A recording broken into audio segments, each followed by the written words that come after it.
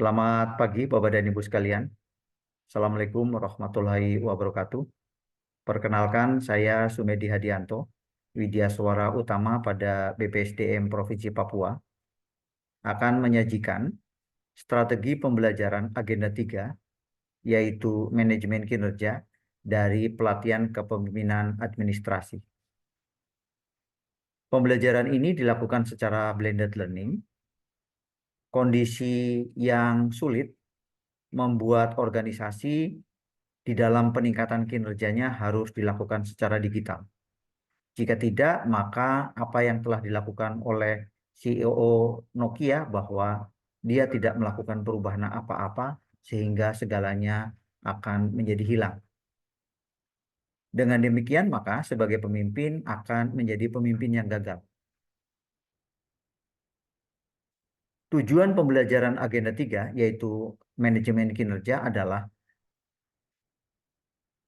meningkatkan kemampuan manajemen kinerja organisasi dengan memanfaatkan teknologi informasi sehingga pelaksanaan kinerja organisasi berjalan secara optimal. Pemimpin Agenda 3, yaitu manajemen kinerja, harus melakukan redesign kinerja organisasi secara digital dengan apa yang telah dicontohkan oleh pemerintah Kota Makassar dengan Smart City-nya. Dasar hukum dari pelatihan ini adalah keputusan Kepala LAN terkait dengan kurikulum pelatihan struktur kepemimpinan dan pedoman penyelenggaraan pelatihan struktur kepemimpinan.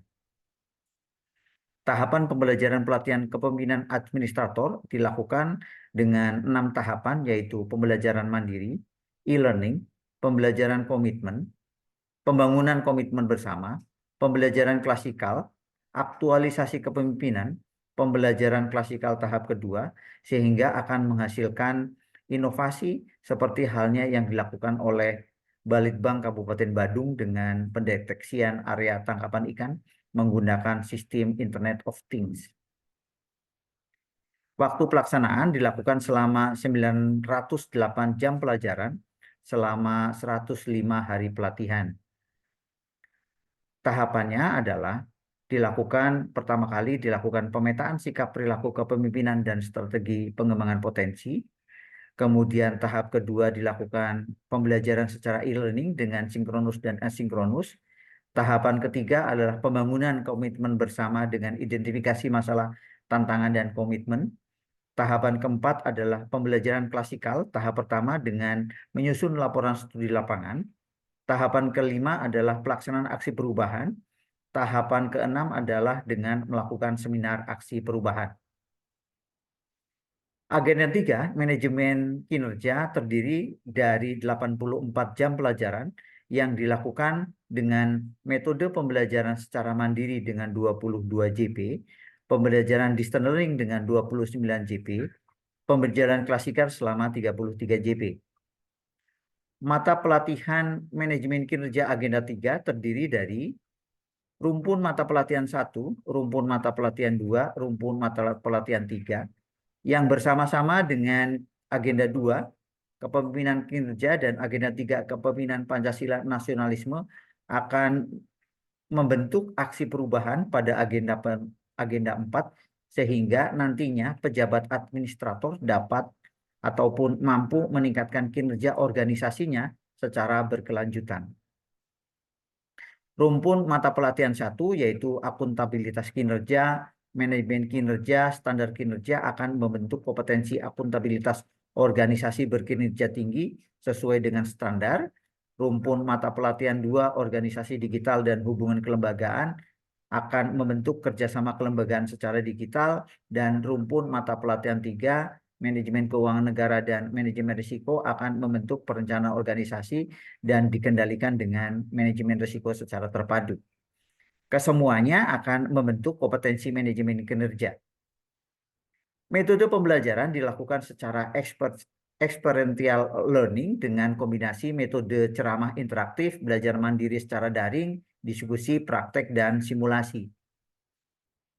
Pembelajaran mandiri secara MOOC selama 22 JP pada hari ke-6 sampai 9 dilakukan secara mandiri masing-masing dengan hari pertama dengan 5 JP, hari kedua dengan 5 JP, hari ketiga dengan 3 JP, hari keempat masing-masing dengan 4 CP dan dilanjutkan dengan pembelajaran mandiri untuk pembuatan esai isu-isu agenda 3 dengan 2 JP.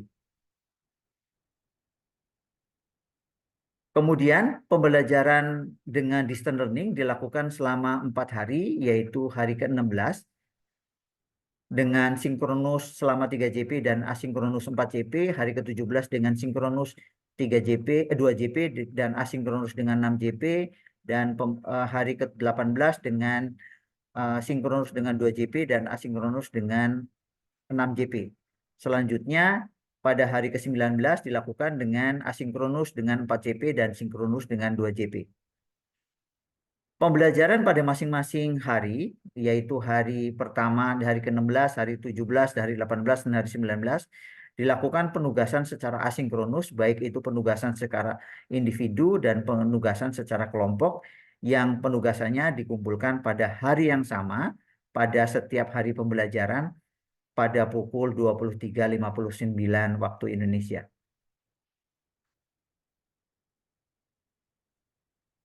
Kemudian dilakukan tahapan selanjutnya adalah dilakukan pembangunan komitmen bersama dengan melakukan identifikasi masalah dan tantangan, kemudian dilakukan penggalangan komitmen aksi perubahan dan kepemimpinan kinerja yang dilakukan di masing-masing organisasi peserta.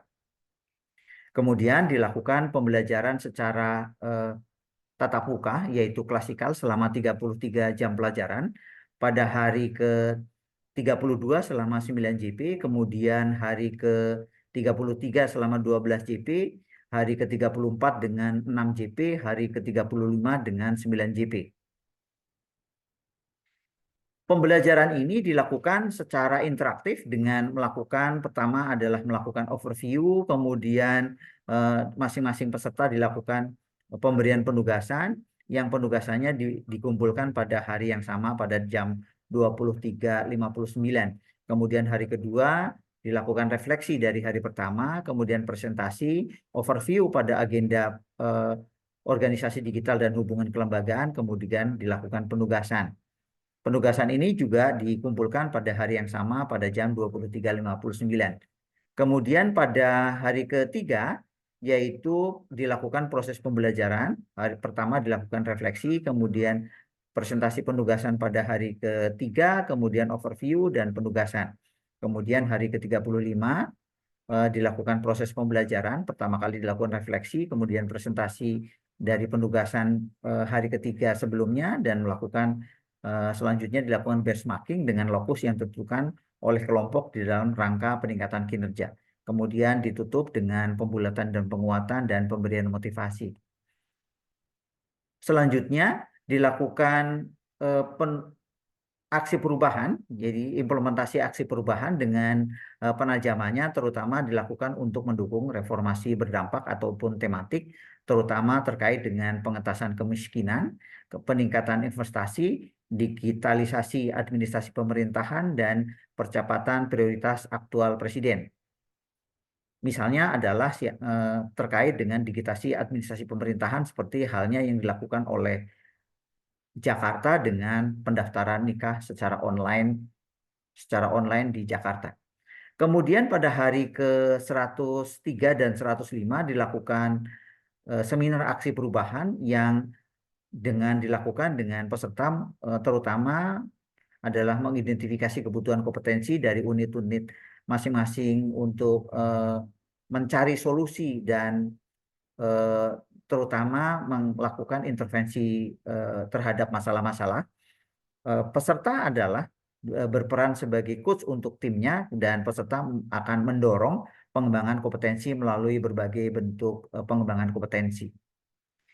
Sebagai kesimpulan dari strategi pembelajaran agenda 3 dari manajemen kinerja adalah bahwa pencapaian manajemen kinerja organisasi diperoleh dengan melakukan akuntabilitas organisasi yang berkinerja tinggi sesuai dengan standar yang dilakukan dengan perencanaan dan dikendalikan dengan manajemen risiko secara terpadu serta kerjasama kelembagaan secara digital.